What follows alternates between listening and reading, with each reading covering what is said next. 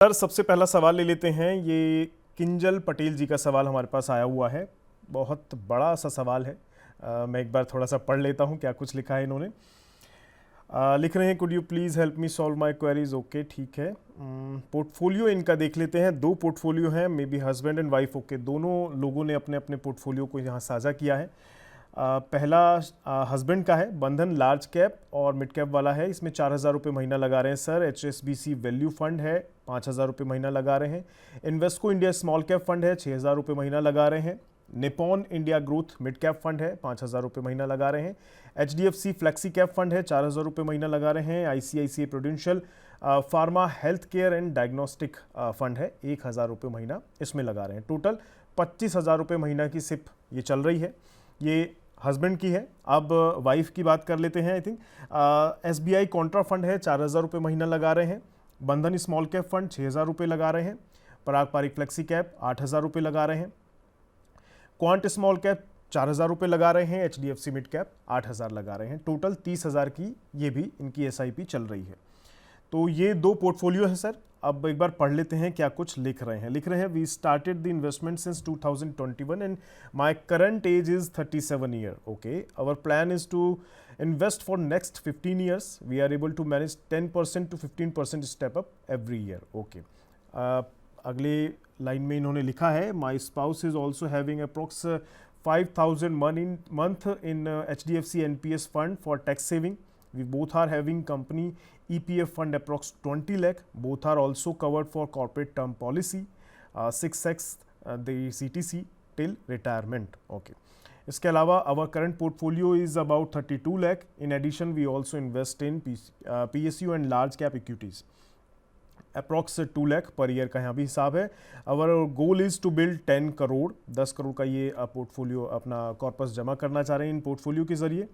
Adjusted the inflation when I attain 55 years, जब ये 55 के हो जाएंगे उस टाइम तक का ये ऑलमोस्ट लेकर चल रहे हैं। 10 करोड़ का इनका टारगेट है। इनकी क्वेरीज भी देख लेते हैं। 4 सवाल इन्होंने लिखे हैं। ओके, पहला सवाल लिख रहे हैं कि कृपया मेरी मौजूदा जो इनकी SIP इनकी जो चल रही है उसका एनालिसिस करवाना चाह रहे हैं। बेसिक सवाल। साथ ही साथ लिख रहे हैं कि लार्ज कैप में ज़्यादा पैसा लगाकर कहीं गलती तो नहीं कर दी है इन्होंने, और पिछले फाइनेंशियल ईयर में हर साल टैक्स हार्वेस्टिंग जो है 1.25 लाख की लिमिट के अंदर की है इन्होंने। उस पैसे को वापस अपने कोर SIP फंड में डालने की बात भी कर रहे हैं। क्या हमारी स्ट्रैटेजी सही है या नहीं, ये जानना चाह रहे हैं। और इसके अलावा भी लिख रहे हैं, आमतौर पर क्या हमें टैक्स हार्वेस्टिंग करनी भी चाहिए नहीं करनी चाहिए, इसको लेकर भी नहीं कन्फ्यूजन है। और इसके अलावा ये लिख रहे हैं कि हम समझते हैं कि हमारी मौजूदा इन्वेस्टमेंट स्ट्रैटेजी एग्रेसिव है, हमें किस साल उम्र और बैलेंस्ड अप्रोच को अपनाना चाहिए, ये भी ये जानना चाह रहे हैं। तो सर ओवरऑल एक बार पोर्टफोलियो आप देख लीजिए दोनों लोगों का। क्या आपको लग रहा है इनके पोर्टफोलियो को देखकर, और ये जो तकरीबन 10 करोड़ का जो हिसाब है 15 साल में अचीव करने के लिए, ये पॉसिबिलिटीज़ हैं या नहीं, और इनके जो 4 सवाल हैं उसके अकॉर्डिंग आप इनको अगर जो सलाह देना चाहें वो बता दीजिए। सबसे पहले तो रोहित, मैं चाहता था कि आप एक एक करके सवाल लें, क्योंकि इतने ज्यादा सवाल हैं इन्वेस्टर्स के तो मैं भी कंफ्यूज हो जाऊंगा। ओके। मैं पहले सबसे पहले पोर्टफोलियोज को इक्वालिटेटिव तरीके से देखूं, जी। किंजल जी और उनकी जो वाइफ है। सबसे पहले मैं पोर्टफोलियोज में 3-4 चीजें मैंने ऑब्जर्व करी कि पोर्टफोलियो में ऑब्वियसली ग्रोथ स्टॉक्स भी है, वैल्यू स्टॉक्स भी है, जो जिससे पोर्टफोलियो डाइवर्सिफाई हुआ।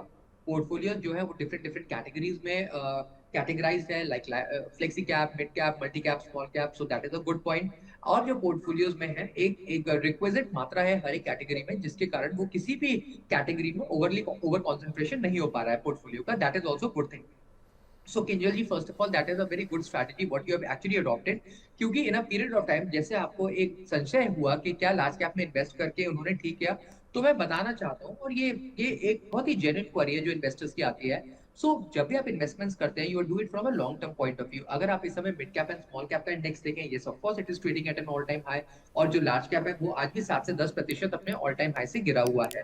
And in fact majority of the पैसा जो एफआईआईज ने निकाला है वो लार्ज कैप इंडेक्स से ही पैसा निकाला है। So in that case this is very clear that अगर आपके पोर्टफोलियो लार्ज कैप बायर्स है तो आपके पोर्टफोलियो में डेफिनेटली 2 साल के अंदर अंदर एक हिट आया होगा जहां एफआईआईज का काफी पैसा आउटफ्लो हुआ है।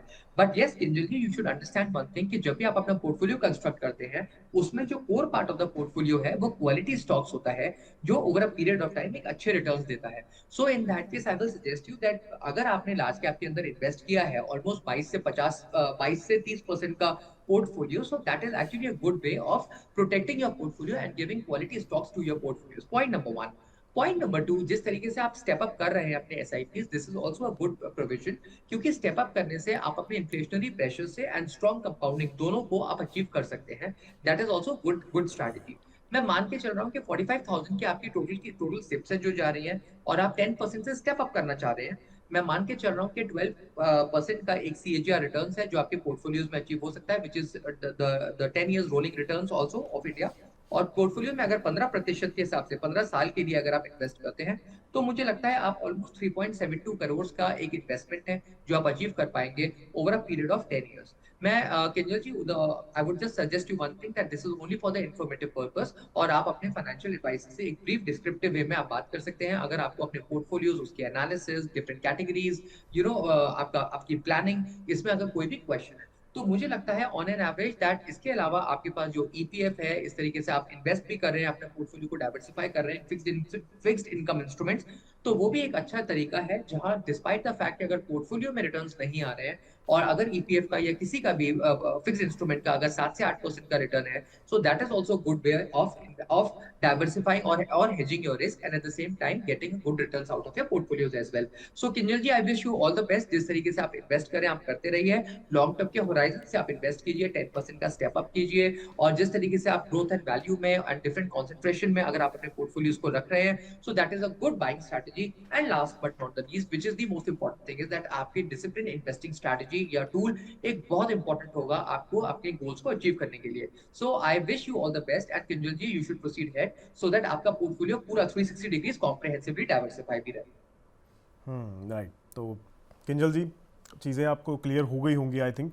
नहीं तो आप चाहे तो रिवाइंड करके भी एक बार देख सकते हैं और नोट डाउन भी कर सकते हैं जो चीज़ें सर ने बताई हैं। सर वैसे इनका 10 करोड़ का टारगेट तो अचीवेबल है ना?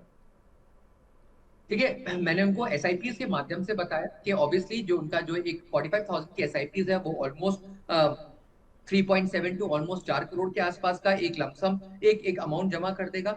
And at the same time जो इनके पास अभी रोहित, आप मुझे बता सकते हैं इस समय इनका कितना कॉर्पस है जो जमा हो चुका है? 20 लाख का है सर। ये ईपीएफ फंड ओके, है जी। और अगर करंट इनके पास पोर्टफोलियो का जो है 32 लाख है सर। करेक्ट, अगर करंट पोर्टफोलियो इनका ऑलरेडी 32 लाख का है इस समय, उस पोर्टफोलियो को भी अगर मैं 10 साल के लिए अगर मैं 12% से जो कि रोलिंग रिटर्न है अगर मैं उसको कंटिन्यू करूं तो वो भी 1 करोड़ के आसपास हो जाएगा। मैं चाहूंगा कि किंजल जी, ये तो आपका एक मार्केट ड्रिवन पोर्टफोलियो है, फिक्स इंस्ट्रूमेंट्स का जो एक पोर्टफोलियो है वो भी ग्रो करेगा, तो ऑन एन एवरेज आपके पास 4 साढ़े 4 करोड़ के आसपास का मार्केट से एंड बाकी का 3-4 करोड़ आपका फिक्स इंस्ट्रूमेंट से on a period of time generate हो जाएगा।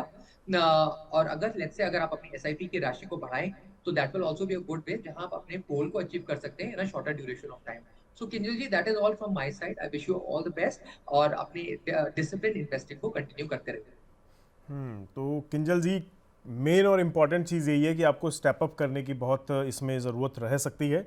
10 करोड़ बड़ा नंबर ज़रूर है, लेकिन जैसा कि सर कह रहे हैं ऑल इन ऑल 8 करोड़ के आसपास का हिसाब तो बन सकता है, लेकिन जो थोड़ा सा अगर बचता भी है तो आप स्टेप अप करना मत भूलिएगा। वो हो जाएगा तो वो पॉसिबिलिटी है कि 10 करोड़ से ऊपर भी निकल जाए।